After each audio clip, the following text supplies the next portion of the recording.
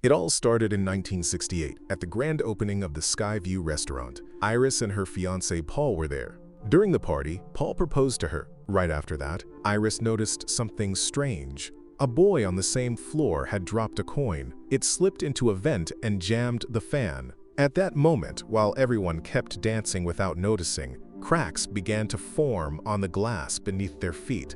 Iris and Paul went down to the main floor. Below them, the metal supports started to give in. The coin that got stuck had broken one of the fan blades, which struck a gas pipe. But the guests kept dancing, unaware of the cracks spreading around them and the gas leaking into the air.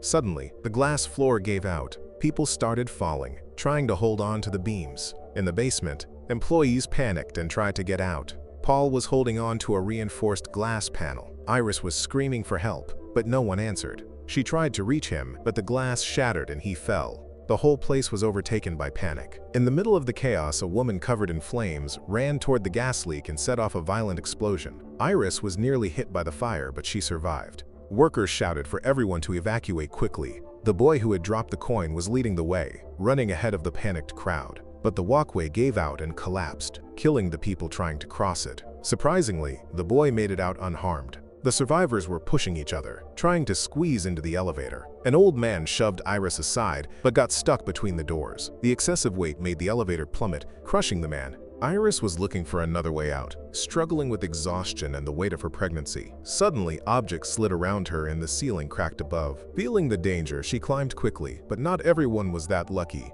The floor split in half, forming a steep slope. People slipped out of control and crashed into the reinforced glass below. One woman thought she had survived, until she looked up and saw a piano hanging dangerously above. The same coin from the boy landed on the piano, which came crashing down on the woman. The boy who had escaped was grinning arrogantly, until the piano fell on him too. Iris was mourning the loss of Paul, but she saw another boy in danger, and risked everything to save him. At that very moment, the entire building collapsed. She realized she was holding on by Paul's engagement ring, which was stuck between two steel bars. The skin on her finger tore. In the next second, Iris and the child fell into the wreckage. Soon after, we find out that Iris was Stephanie's grandmother, who was in college dreaming about all of it. Stephanie had never met her and didn't know if she was still alive.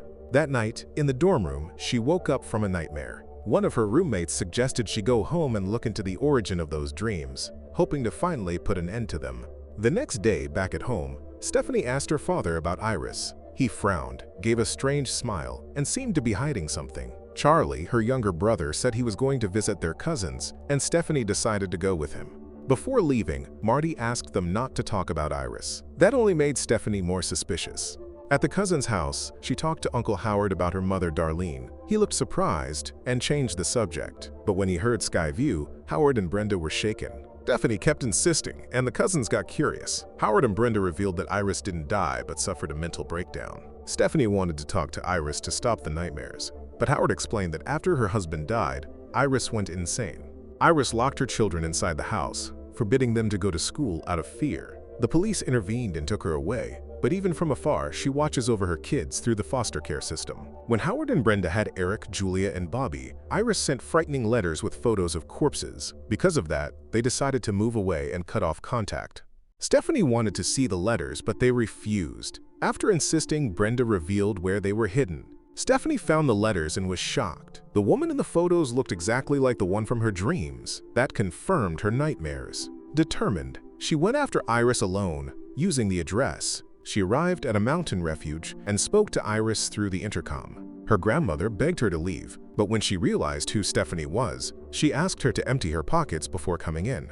When the gate opened, Stephanie entered carefully. As she walked, she noticed the house was full of obstacles, even on the ceiling. When she reached the door, she opened it, and Iris asked her to close it. At that moment, a fire extinguisher fell outside, and Iris warned her not to touch it because it could be a deadly trap. Seeing her granddaughter, she smiled and asked about Darlene. Stephanie said she had been separated from her mother at 10 and didn't know how she was. Then the granddaughter talked about her nightmares, but Iris revealed they were not just dreams. They were visions of the future or warnings of a tragedy about to happen. Meanwhile, we are taken back to the past at the Skyview restaurant where a boy kept trying to throw a coin even though the security guards tried to stop him. At that moment, Paul was about to propose to her when Iris had a premonition. The building would collapse and everyone would die. Confused, Paul didn't react. Iris ran to take the coin from the boy's hands, then rushed downstairs, turned off a pot on the stove, and entered the ballroom. Grabbed the microphone and asked everyone to look at the floor. Some tried to stop her, but many saw the cracks under their feet. That night, Iris saved many lives. The building didn't collapse and the restaurant was closed, but death didn't accept having its plan ruined. Years later, it came back and killed everyone who survived, including Paul. Iris learned to sense its arrival and spent years avoiding tragedies. Now her time was running out because of cancer. During the conversation with Stephanie, Iris let her guard down and death appeared silently. A magnifying glass reflected sunlight onto a metal tray. The beam hit a rope, which started to smoke. Iris sensed the danger, turned her head, and knocked over the magnifying glass before the trap could work. During the conversation, Iris believed Stephanie's dreams were no coincidence. Maybe her granddaughter had inherited her gift. That's why she asked her to stay and learn the basics, warning that leaving the house was risky. Stephanie didn't want to stay and insisted on leaving. Iris warned that death was chasing the family, but her granddaughter didn't believe it. Desperate, Iris asked her to take the book before going. As she went out to give it, she had a vision. Wind, compass, trigger. She knew she would die that way, but she took the risk to help her. She handed the book to her granddaughter and stepped back to prove it was real. At that moment, a gust of wind knocked over the compass, which hit a fire extinguisher and with the pressure flew straight to Iris's head. The funeral, she warned her father and uncle, but they didn't pay attention. Darlene showed up, but mother and daughter couldn't get close, so Stephanie went home to read Iris's book. At Howard's house, everyone was having a barbecue, laughing and drinking, unaware that death was nearby. Bobby broke a glass, and a shard fell into the ice. Eric put the drink near the gas cylinder. When they toasted, they used the ice with glass without noticing. Howard mentioned Iris and told everyone to enjoy life, not imagining the danger so close. Suddenly, Julia choked, but it was just a scare. Meanwhile, Stephanie read in Iris's book a passage about a coin and a barbecue. Outside, Eric lit the grill and Bobby called Charlie to jump on the trampoline, unaware of the rake hidden underneath. The book fell from Stephanie's hands, and a feeling of dread took over her. At that moment, a picture frame fell and shattered on the floor. Feeling that something was about to happen, she ran to Howard's house and called Charlie, but there was no answer. The trampoline was about to tear. On the way, a sign warned, "Danger ahead." Meanwhile, Marty was drinking from a glass with shards but put it down just in time. Howard climbed up to jump, almost causing a tragedy, but Darlene saw the rake, removed it, and put it away before it was too late. Brenda knocked over a bottle that triggered a machine. The pipes shook and the rake started sliding. When Stephanie arrived, death was already in action. Howard greeted her, but Bobby's leg got stuck in the trampoline. Julia turned around and a shard of glass fell from her glass. Howard stepped on the glass, felt pain, and the rake fell on the cutter, which fired, taking his life. Another funeral. Stephanie ran home and found a note in the book. JB found someone who survived. She tried to figure out who was next. Iris and Paul had Howard and Darlene. Howard had Eric, Julia, and Bobby. Darlene had Stephanie and Charlie. Bound by blood, no one escaped death. Stephanie explained the pattern to the others. It all came from Death's list at the restaurant. The order followed Iris's prediction. Hundreds should have died already, but Iris saved them. Now Death was back to collect.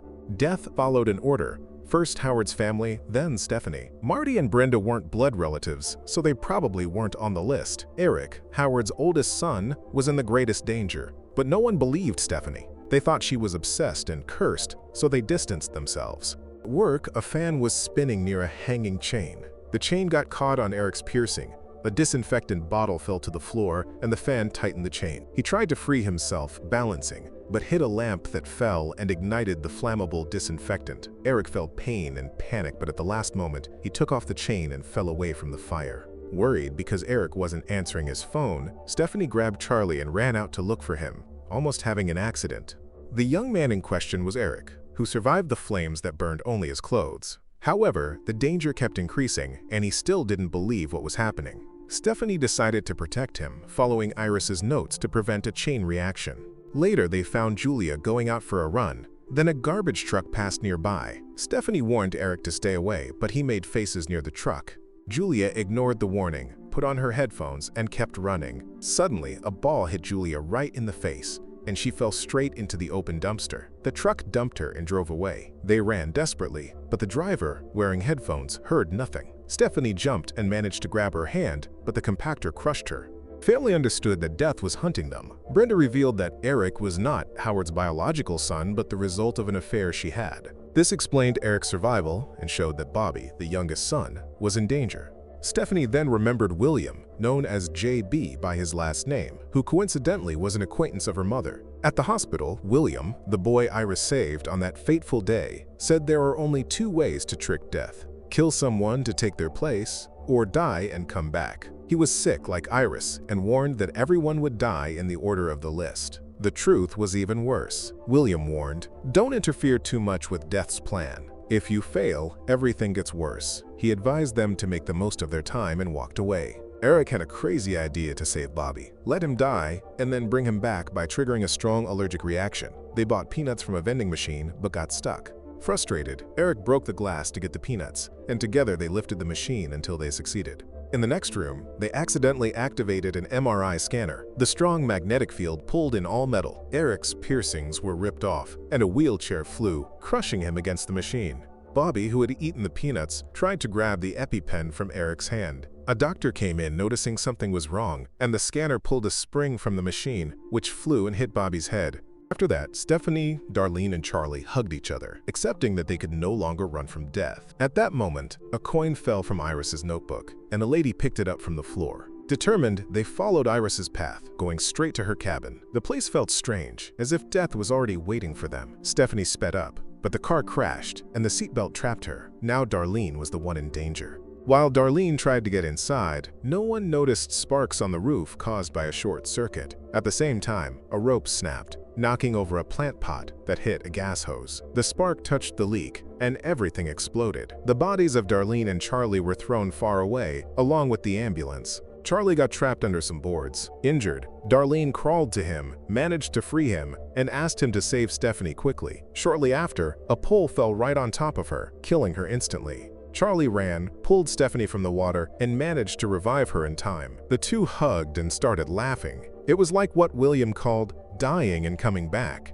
When she learned of Darlene's death, Stephanie cried. Now only she and Charlie remained, the last of Iris's family. A week later, at Charlie's girlfriend's house, Stephanie pricked herself on a rose thorn and remembered the nightmare. Iris had hurt herself the same way. Later, a woman dropped a coin that rolled down the stairs and got stuck on the rail just as a train was speeding by. The girlfriend's father, who was a doctor, said that technically Stephanie didn't die because her heart never stopped. Stephanie saw a red car just like the one in the dream, and Charlie's girlfriend was dressed exactly like Iris in the vision. The feeling of dread only grew. Suddenly the train derailed and headed straight toward them. Stephanie stumbled, Charlie caught her and helped her up. It seemed like they had escaped, but fate was already sealed.